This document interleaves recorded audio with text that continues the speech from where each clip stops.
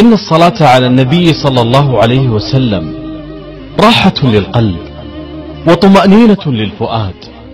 الصلاة على النبي صلى الله عليه وسلم تزيل الهم، وهي سبب في إجابة الدعاء.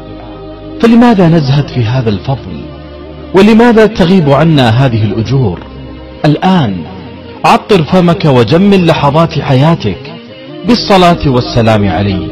وإذا أردت مزيدا من الأجر فأرسل هذا المقطع لمن تحب. اللهم صل وسلم وبارك على نبينا وحبيبنا محمد. اللهم صل وسلم وبارك على نبينا وحبيبنا محمد.